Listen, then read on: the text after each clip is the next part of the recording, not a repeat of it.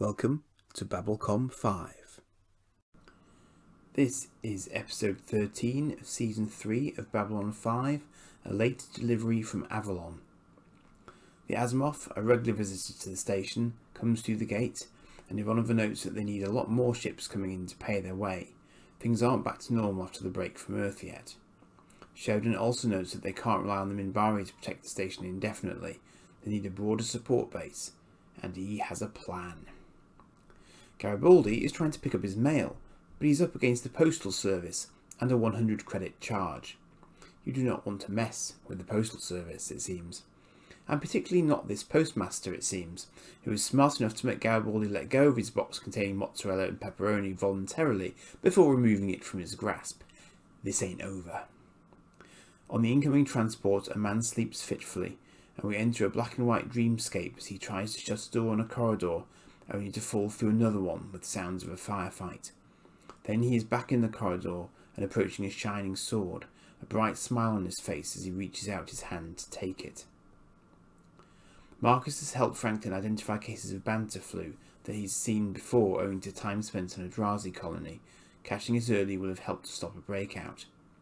Marcus saw the lurkers eating out of a waste bin containing alien food and knew they were at risk. The first shuttle from the transport comes in as Franklin asks Marcus about his ranger brooch. He explains that it is a Minbari and a human blending together, signifying two halves of their soul uniting to fight a common enemy. The jewel is the Itzel-Zar, the future. Marcus explains that their language aside, the Minbari taught him many things: how to live, breathe, fight, and die. Still working on patience. They also taught him terror, and how to use it and face it. Elsewhere, Arthur, son of Uther Pendragon, has arrived on board, and his sword Excalibur has predictably upset weapon sensors and security. Like Thor, he has issues when people try and take his weapon away. However, Marcus hears him, and Franklin persuades security to let Marcus try and talk him down. Arthur recognises Marcus as a fellow Briton, albeit one rather far from home. He is persuaded to submit to a medical checkup, and there is no sign of his real identity in his belongings.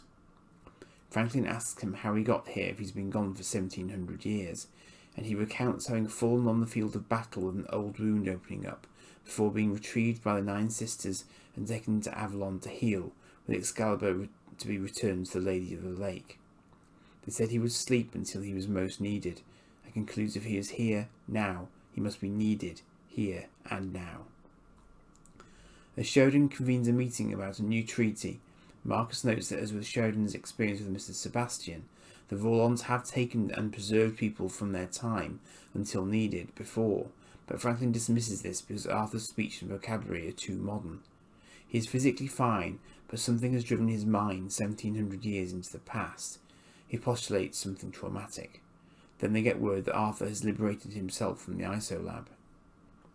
In Down Below, Arthur finds a traumatized old woman whose last picture of her late husband has been stolen from her because the frame was worth something.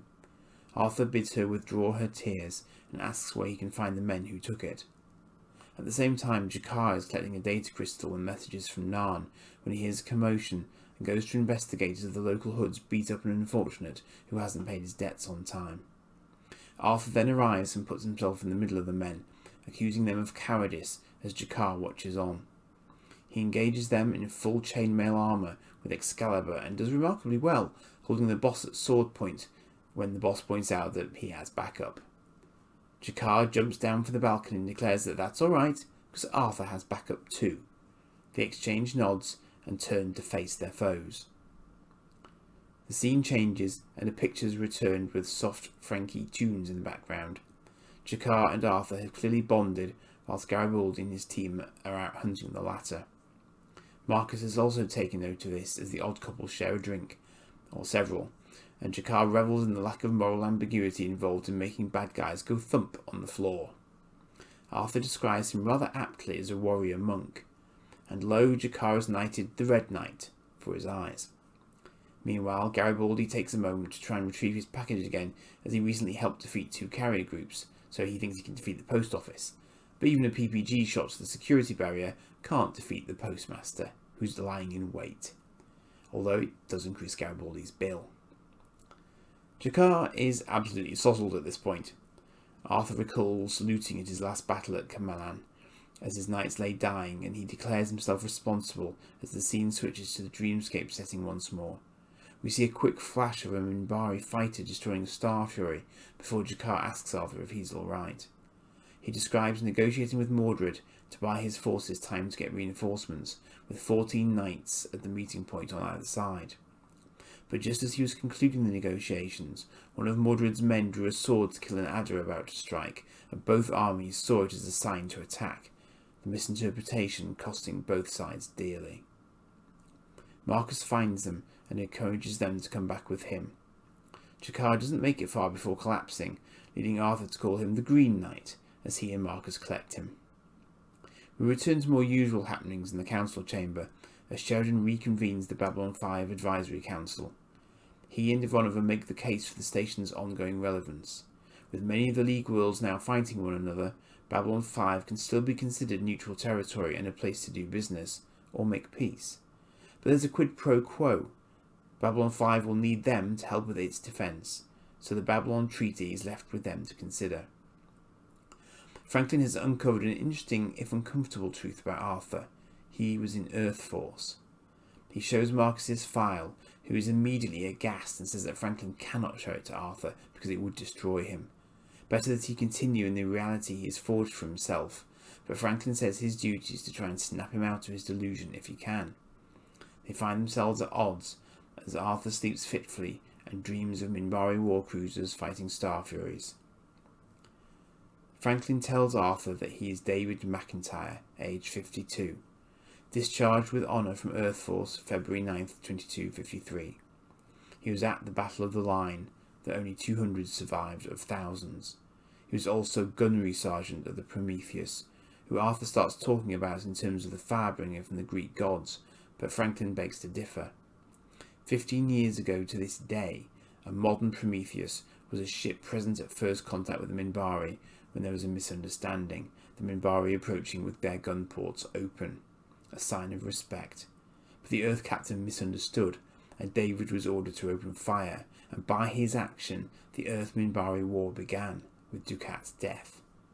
Despite being mentally unwell, he was kept in active service as the war continued, and now he equates the Minbari warcruiser with Excalibur, light shining off its hull. He wonders why he survived when he watched his other knights fall around him. He grips his stomach as the old wound plagues him again, and Franklin tries to comfort him. So much guilt, such a burden to bear. Arthur must return Excalibur to the Lady of the Lake, but as he flits between dreamscape and reality, a knight approaches him from behind in armour and strikes, leaving him catatonic. Sheridan gets good news from Ivanova as enough of the League have signed up to protect the station, but she then tells him the bad about Arthur. Arthur is now in a private medlab room, still catatonic, holding Excalibur along the length of his horizontal body. Marcus joins Franklin, who ruefully admits he should have learned by now that he can't fix everything. He and Marcus discuss why David came to the station now, on the anniversary of first contact.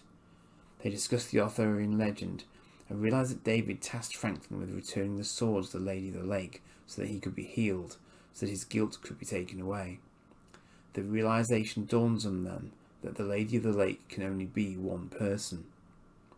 And so Delenn appears, both in reality and in David's dreamscape, to take his hand and offer him forgiveness. He hands her Excalibur without a word, and she takes it without a word.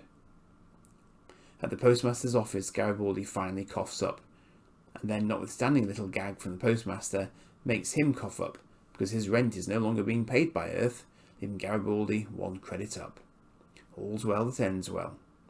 Speaking of which, David is on his way to Narn to help forge a new round table there to try and help Jakar's people overcome injustice.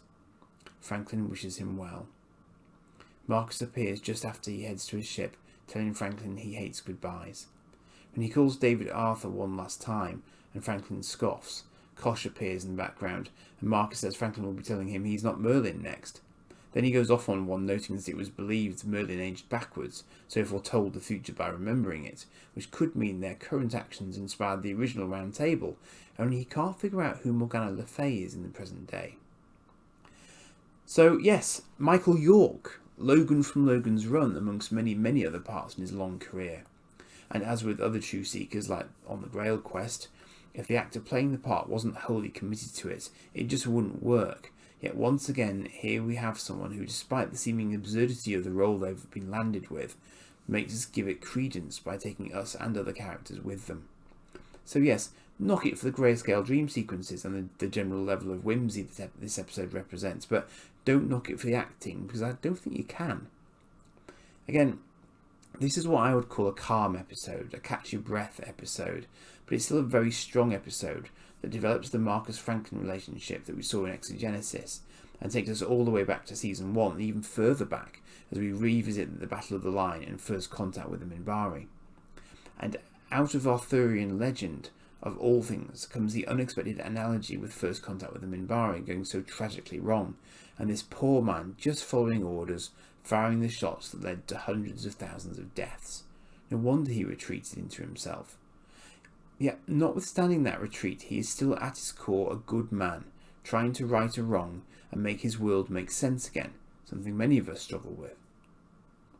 I love the interaction both Marcus and G'Kar have with him too. There's a terrific camaraderie between G'Kar and him after they fight together, and great to see that relationship then gives him a new sense of purpose in life too.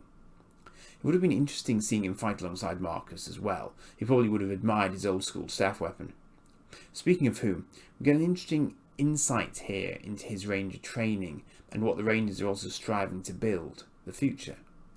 It's slightly recappy, but if you don't do this from time to time, you do risk confusing the hell out of latecomers to the series, so I can see why it's important.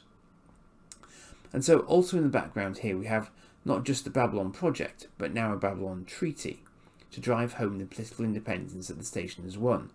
Almost like a Vatican City in the void, but with far fewer religious leanings, monks and Volons notwithstanding. It might seem like a throwaway subplot, but JMS recognises that money is what makes the station spin at the end of the day, so it's got to pay its way, and it needs defending. That structure is put in place with this episode, which is a big tick on the practicality side.